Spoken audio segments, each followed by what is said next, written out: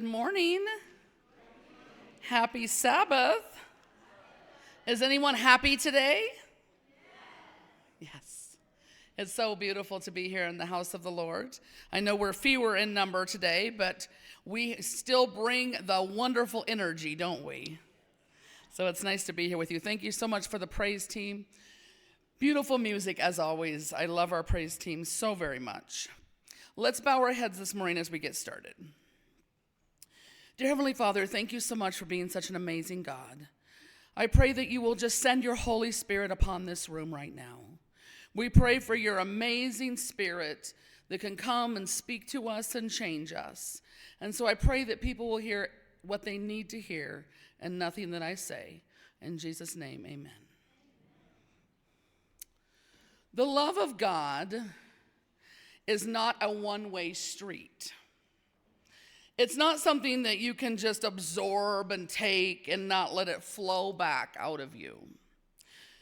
That may seem like the easiest way to experience God's love sometimes, but I don't think it's necessarily what he always had in mind. I like to think of it as a cup or a vessel. And you can only pour so much into a cup or a vessel, right? And then it begins to do what? Overflow and leak out, right? God's love flows into us. But where does it go when it goes out of us? Do we send it back to God? Sometimes we do. Do we give it to each other? Do we love ourselves with it? What do we do with God's love? The love that God has for us is everything we do is built upon that love. If it wasn't for the love that God has for us, we would not be here together if it wasn't for God's love. So everything we do here really is a product of that love. So my question for you this morning is, what are we doing here? May seem like a strange question. But last week we talked about what? What did we talk about last week? Does anybody know?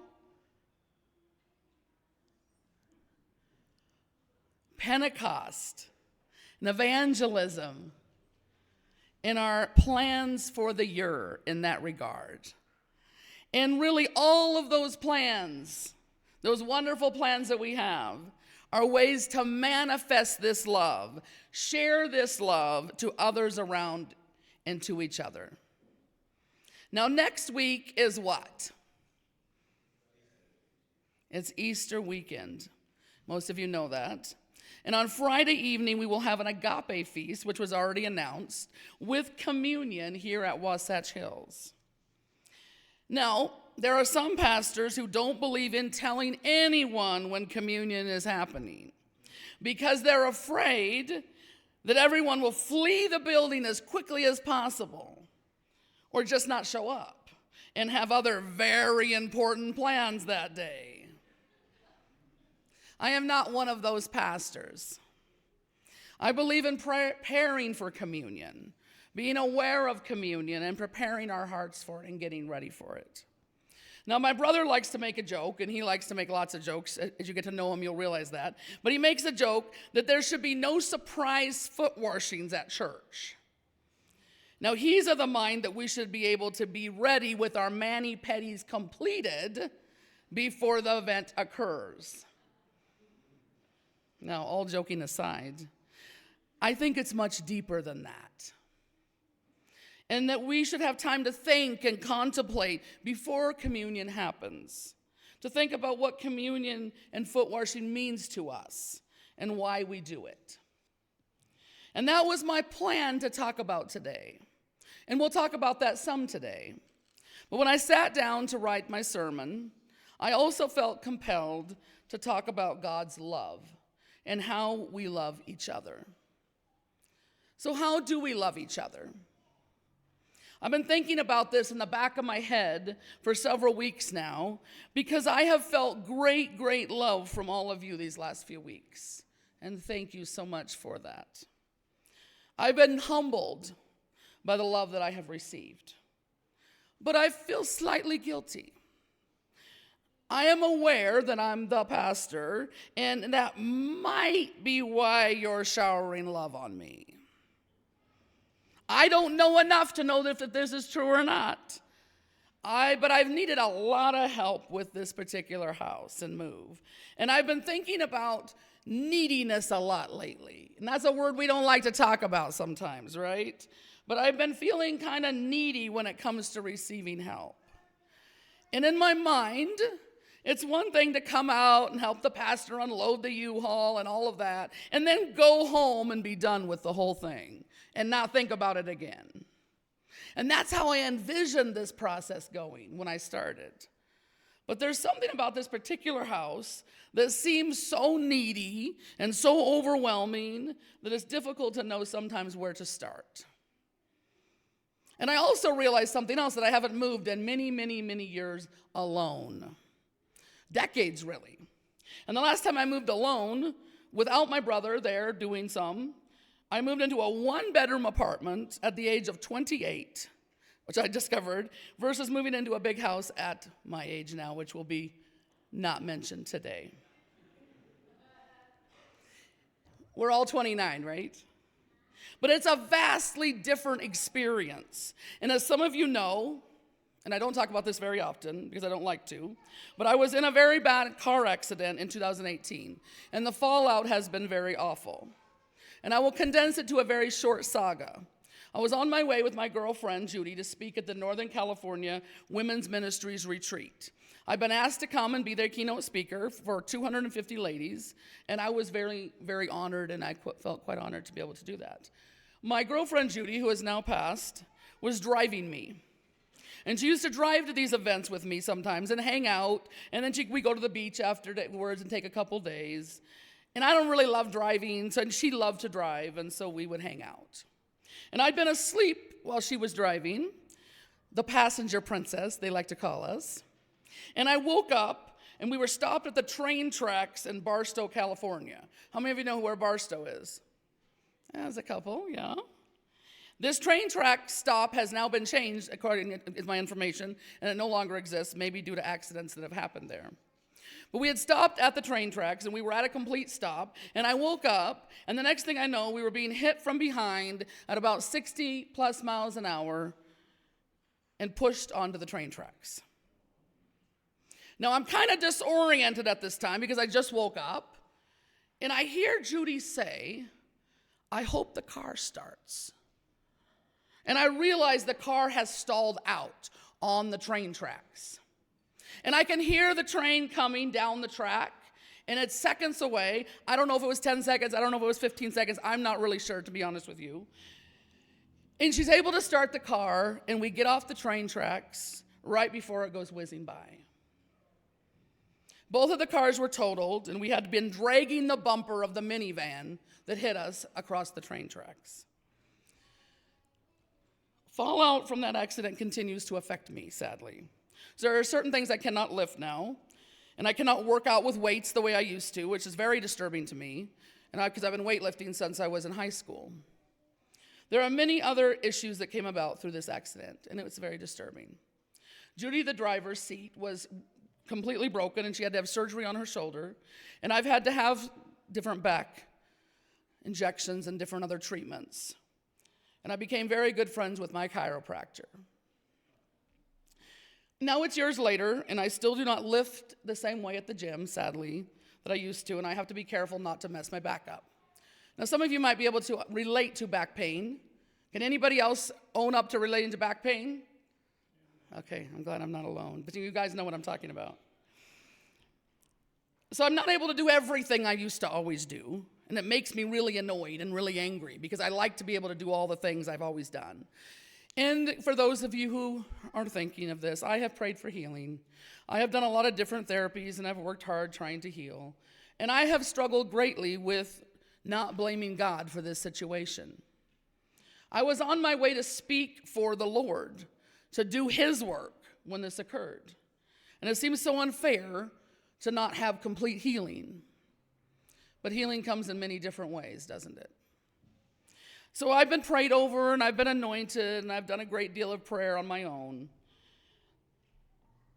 But there's something about trying to put this house together that somehow brings all this up, and it's hard to deal with right now. And the other day, after everybody went home, I tried to move furniture around in the basement, and even when I was doing it, I thought to myself, which maybe some of you can relate to this, I'm going to pay for this tomorrow. And I'm sure enough, of course, we sometimes do. Now, I don't like to talk about this, which is why I don't talk about it very often. I especially don't want to talk about it with my new church, all of you, because it makes me feel flawed. And that's not a good feeling, right? But I've been thinking about love a lot lately. Who gets love? Who gets help? Why do we shower love on some and not on others? What makes some people lovable and other people we might want to run from sometimes? As you can see, I have some questions about this topic. But I'm very, very honored and grateful for the help that I've been given by all of you. Thank you so much. And I think that we are the type of church that will come out for anyone and support anyone, because I've seen that already. And I think Wasatch Hills is that church. And I'm very proud of this. I'm proud to be your pastor as we support each other and we support our community.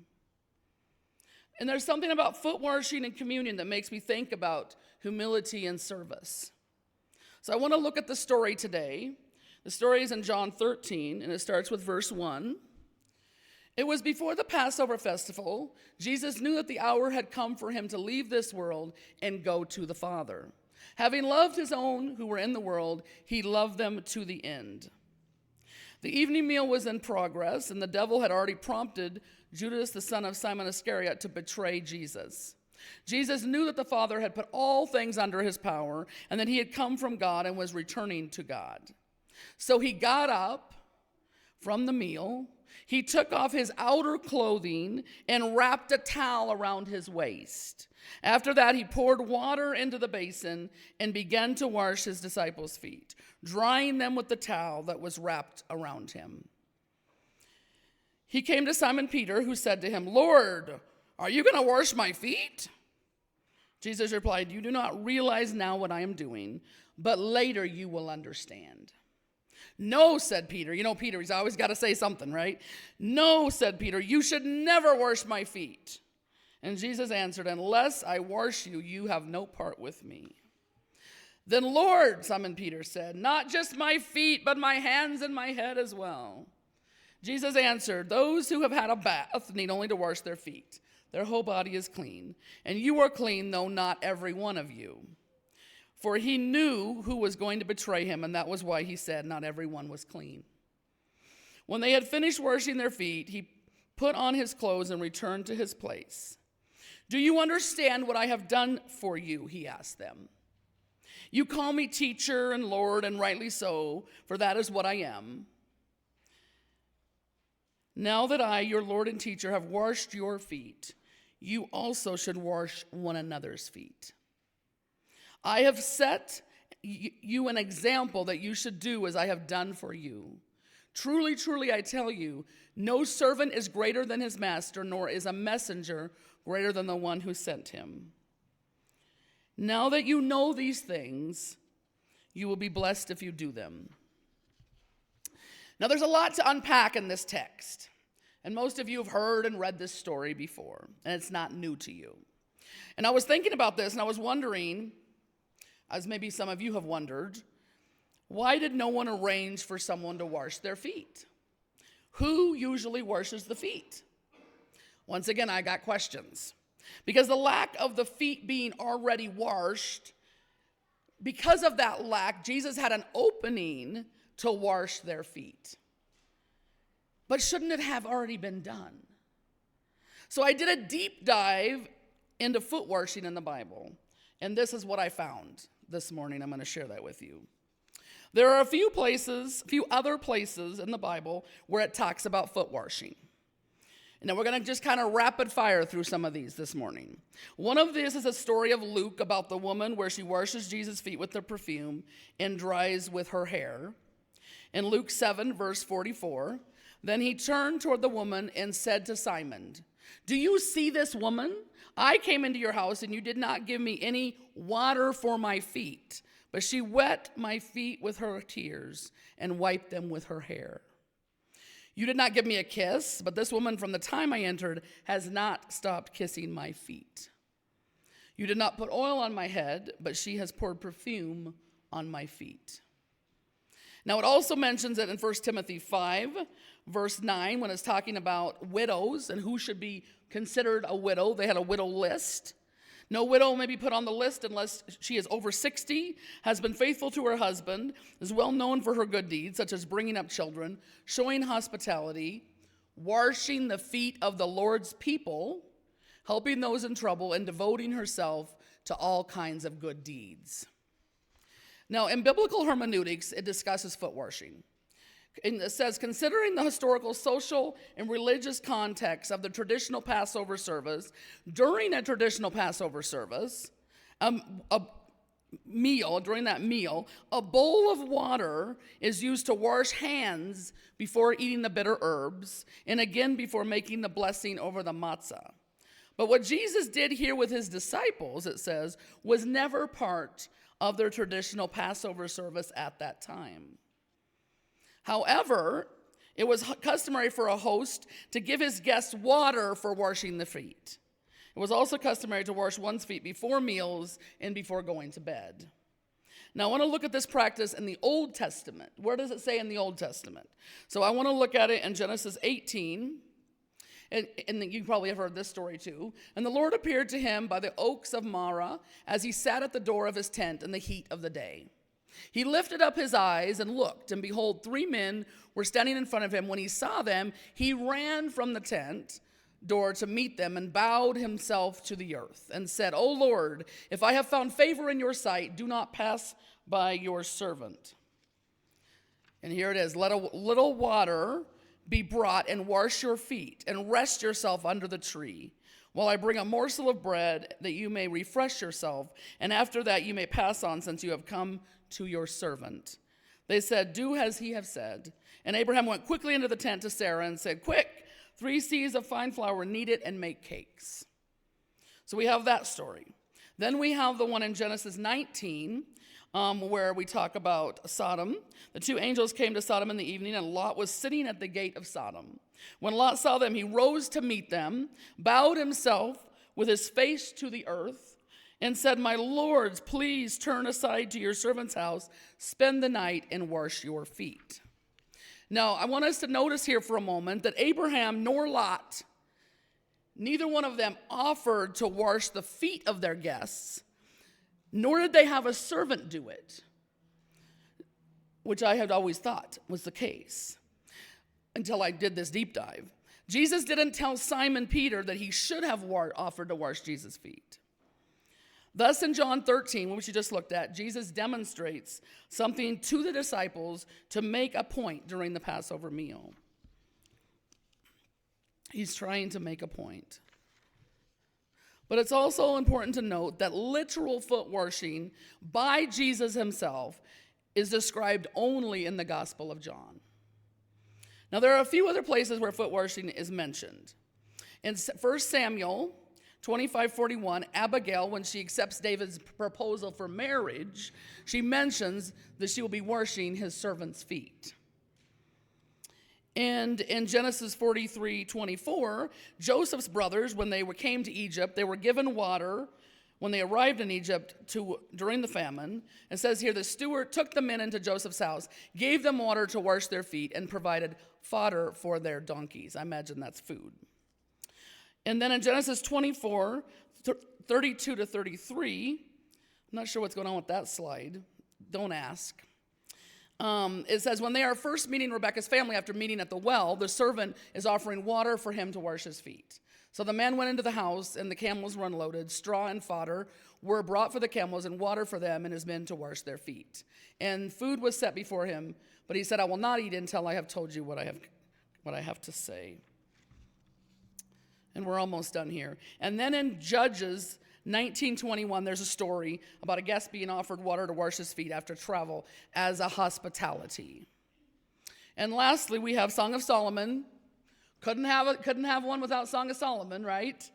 5:3, it mentions that the bride had already washed her feet for the night, and she did not want to go out because she didn't want to soil them. So these are the places in the Bible that I found that discussed foot washing. So what does all this mean? Why did Jesus wash the disciples' feet that night? And why is it something that we do during communion? Now, these are questions that I've been thinking about. And it's a little unclear to me about who offered the water to wash the feet normally. But the bottom line is Jesus decided to do this right before he died. This was one of the last interactions he had with his disciples before he died. Now, Jesus was very strategic about what he did, and when he did it, nothing he did was accidental. I believe that. And so, if that is true, then he chose to wash their feet on this night for a reason. He chose to demonstrate the emblem of humility at this particular time. Now, if any of you have participated in the foot washing, you know this. But kneeling at someone's feet and washing their feet is a very intimate and humbling action, is it not? It indicates humility and lowering oneself to serve another. There are many Christian churches who do not do this emblem with the communion service, but I like that we offer it. I like it because it reminds us of what Jesus did that night and the mindset that he has asked us to have toward each other. In John 13, verse 17, this is why I like it the most. Because it says in there that we will be blessed if we do these things. Now that you know these things, you will be blessed if you do them. Now, I don't know about you, but I would like all the blessings that God has for me.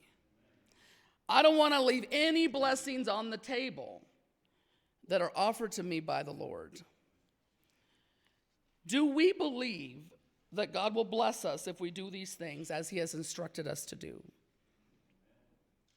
Now, I'm in no way telling people that they have to participate in foot washing. And I want that to be very clear. Because, of course, it's a voluntary thing to do.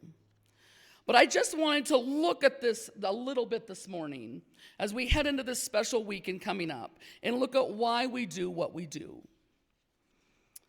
And this takes me back to the love, how we love each other. Now, the world has made love kind of a weird thing.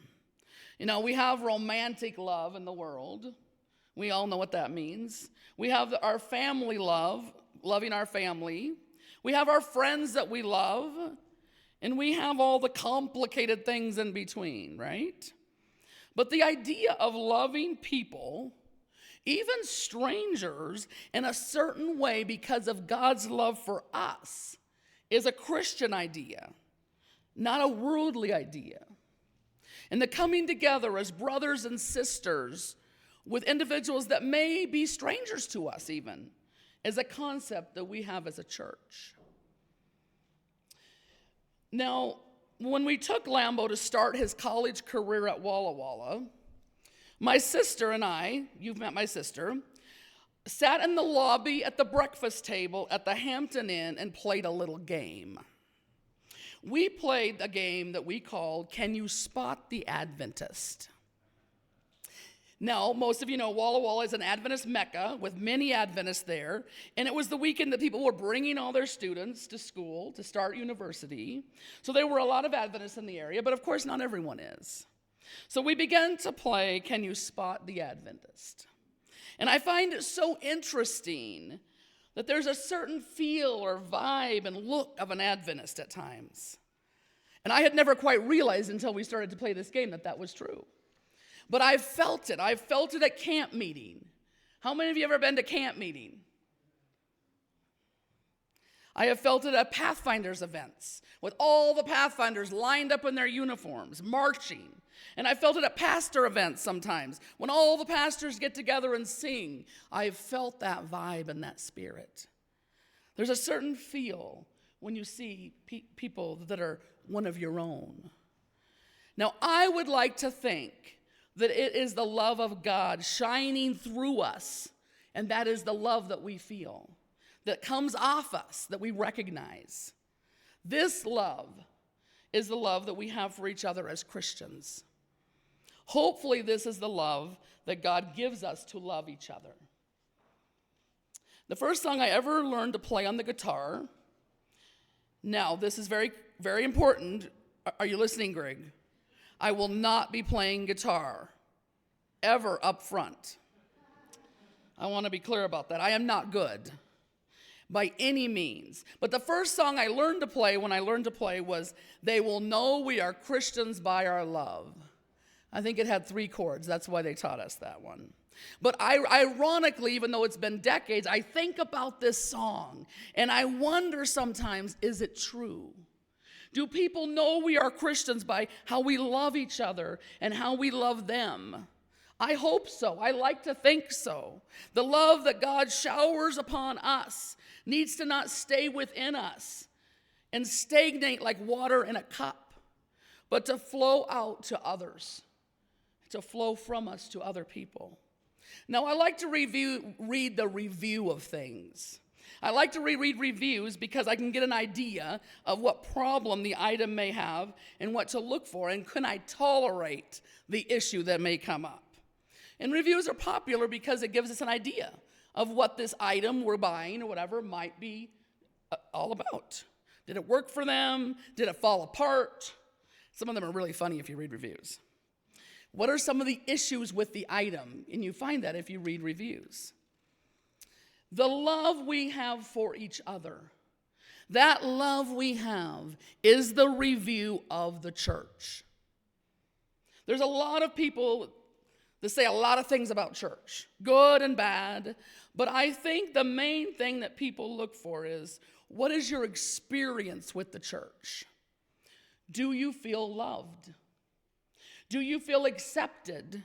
Do you feel fed at that location? Fed meaning getting your needs met. These are questions that people talk about when they talk about church. And some of it has to do with doctrine or what they're hearing from the pulpit or Sabbath school. But most of it has to do with how they are treated. Most of it really comes down to love. We can have amazing doctrine, which we do. We can have sound theological sermons and wonderful Sabbath schools that teach us great things. But if people do not feel love, they will not come back to this church. If you do not feel love, the chances that you will return week after week are very small. So the love part is huge. The community part is vital.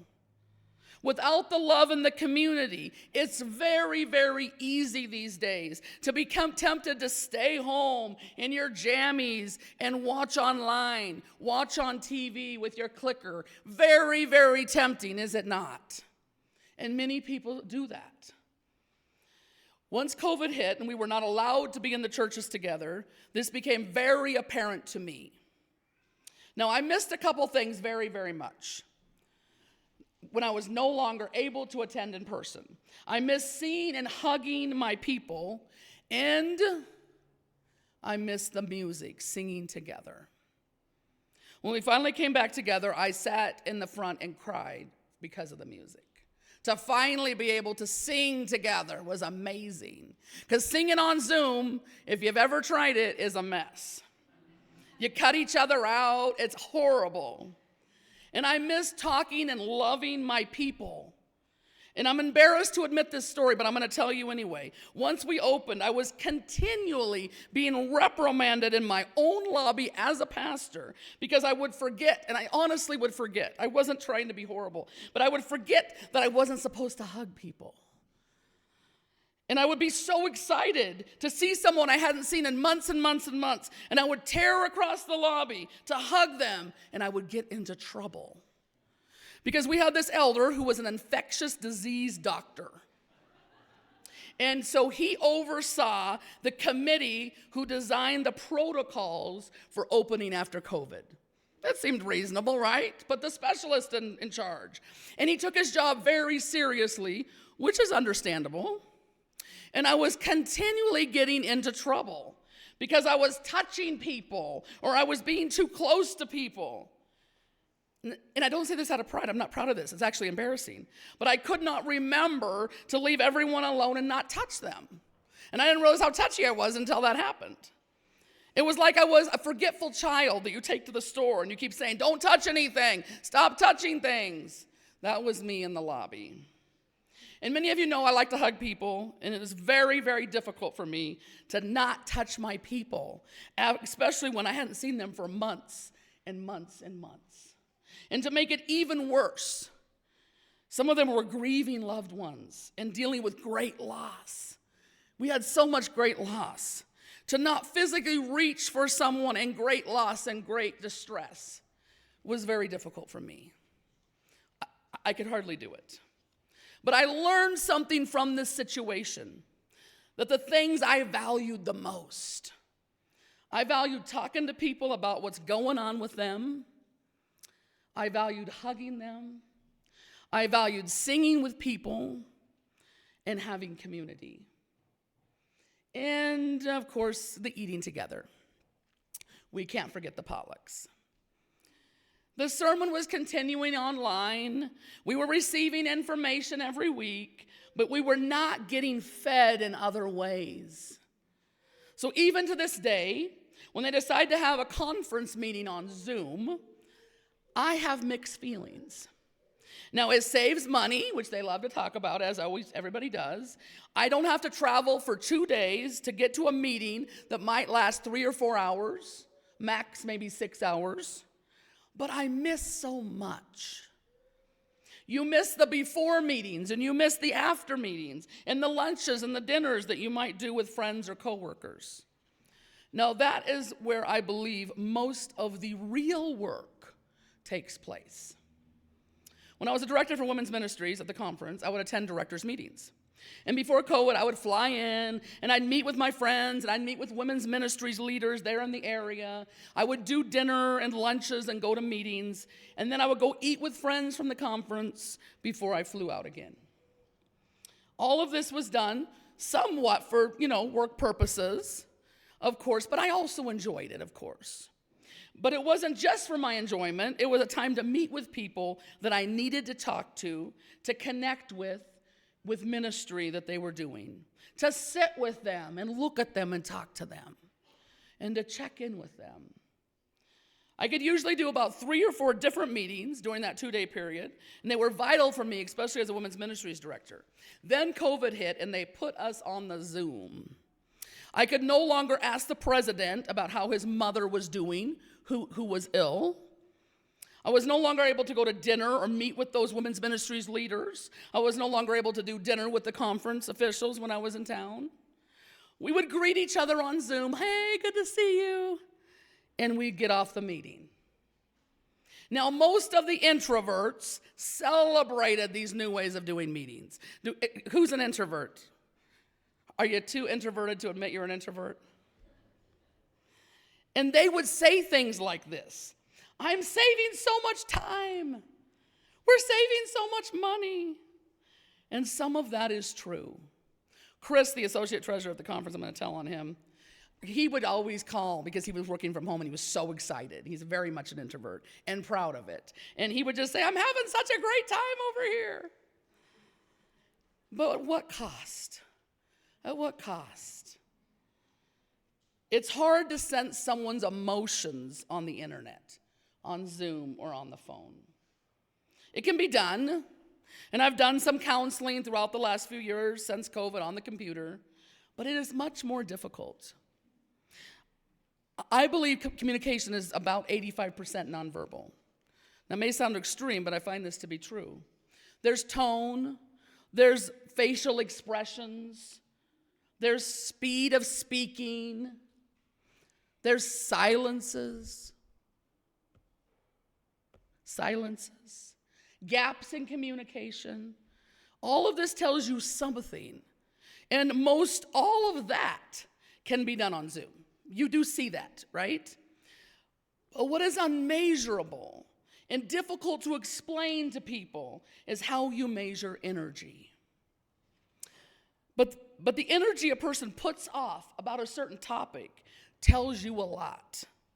We have a saying in the counseling world, which is follow the energy. And what that means is if someone comes in and tells you a story and they have a great deal of energy about this story that seems very minor, it tells you something. But it's hard to decipher this. It's hard to decipher the energy about a topic when you're not in person. And without sounding, kind of out there is energy that each person brings with them. And I'm sure all of you have experienced walking into a room and looking around and not knowing what's going on, but you can feel the tension. Has any of that ever happened to you? You can feel the tension. How do we feel the tension? I don't have a clear explanation for this, but I know that it is true at times. So why is any of this important? Why am I talking about this? It's important because it's how we love each other. And how we love each other is very important because it's what we are experiencing and what the world is watching. The world, which is those outside the church, our fellowship, are watching to see how we love each other, how we accept each other, and how we have community with each other. They are watching to determine, is this something that I want to be a part of? So how we take the love that God is giving us and give it to each other is very, very important. Now, those of you who have been to my new house and helped me put things together know that I live in a cul-de-sac. And I was informed by the king of the cul-de-sac, and there's a king, believe me, I've already met him. And I have been informed because he watches the neighborhood and what's going on. So I was very moved and very impressed and proud and happy to have my neighbor march across the street and tell me about how impressed he was at all the people who came to unload my U-Haul. He was watching us. He was very impressed, he said, that those church people came out to help. When I asked for help from all of you, I did not even consider the neighbors and that they would be watching. It was not on my radar. But they are watching. They are watching us all the time, everywhere we go. And I was very proud to be able to brag about how amazing my church has been in helping me with this move to the king of the cul-de-sac. And I didn't brag about it strategically. I was very moved by all the help I received. And it was only later that I speculated on what that may say about our church. This next quarter, as you recall from last week, we are entering into our community service project time. And so the question I have is, how are we loving each other? How are we loving others? Our world has become very separate and isolated from each other in our society today. We live in a world where we do not need each other very much. Need being to survive physically. We don't really need each other to survive physically. Even taking someone to the airport no longer is something anyone really does because we have Uber. Have you tried to get a ride to the airport lately? It's difficult. We have created a society where we can survive with our computers and our services that we pay for, and we don't really need each other. There's a great deal of good about this at times, but it also comes with a price. And the price of doing so many things ourselves is we do not think we need help from each other anymore. I've been thinking about this a lot because, of course, the need I've had in my situation. And I realize in all of this that I'm not used to asking for help. I just fire up my computer and I dial up my Uber. If I'm sick, I Uber eat my chicken soup in. I Uber eat my own medicine in from CVS or Walgreens, and I do not ask for help. But the cost of this is we do not connect the way we used to. I've said that I feel quite guilty about needing so much help. And the other day I asked someone to come help me assemble a piece of furniture. And even while they're assembling the piece of furniture and I'm talking to them, in the back of my head, I'm thinking to myself, I need work. I need to be writing a sermon. I need to be doing something. I need to be getting something done. And it was only until the day after that I realized what an amazing opportunity it was to be able to spend an hour with this person and get to know them. This person may be a person I would never see one-on-one for an hour unless a situation took place. This is priceless time. And I didn't even see it. Many times in ministry, to get an hour time frame with a person that you do not know well, they either have to have a problem and seek me out, which is okay, and I'm very happy to help, or they have to come to counseling, which only a small portion of people do. Many people will never seek counseling, which is fine, and they don't need it, maybe. So I will never have this opportunity to sit with them and talk to them. So one of the blessings I have received that I did not see coming is the ability to get to know some of you in a certain environment that I would not normally get to know this quickly. This is one of the gifts concerning the situation that I have found myself in. Getting to spend time with you and know you in an environment that's not concerning church or worship has been priceless for me. But I also imagine a blessing to some of you to get to spend time and get to know the new pastor in an environment that is not the church.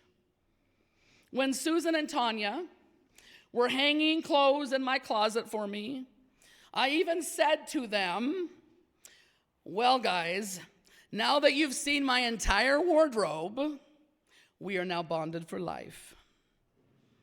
It bonds you somehow. Now, the point I'm trying to make today is how we love each other is important. How we take the love that we get from God, and God gives it to us every day when we ask, and pass it on to each other is vital. It is vital because we need the love from each other, and it is vital because it builds community among us. But it's also vital because it's a great evangelism tool, because it helps others see the way we love each other. It helps others see God in action. The washing of the feet at communion and serving each other in other ways is just one of the tools we have to connect together. But as we enter into this week of communion and Easter weekend, I want to encourage you to think about it. Think about the ordinance of humility, the foot washing. Think about the bread and the juice that we partake of to symbolize the body and the blood of Christ that was spilled and broken for us. I want to encourage you to think about it this week. Jesus came down to this dark world and sacrificed himself, not only living among us in a sinful world, and then being crucified on a cross for us, but he also gave up the time that he would have been in heaven with his Father and the angels at that time. And he came and he gave up that time to be here with us on earth and to be crucified on a cross for us.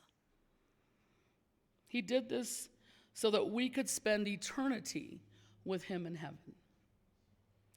There is no greater sacrifice than we can imagine.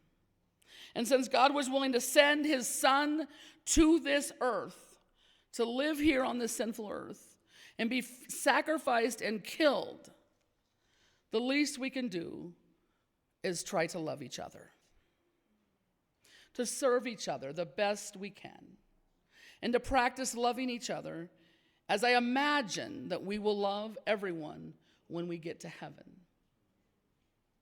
My experience here at Wasatch Hills Church so far has been of one of love and acceptance, and it is my hope and prayer that we can continue to show love and acceptance on everyone who comes in the door.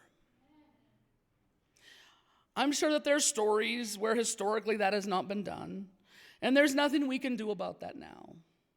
But what we can do now is decide how do we proceed in the future. What kind of church do we want to be known for? When they hear our name, what do we want said about us? Do we want to be known as the loving church? Do we want to be known as a church that accepts anyone and everyone? What do you want to be known for?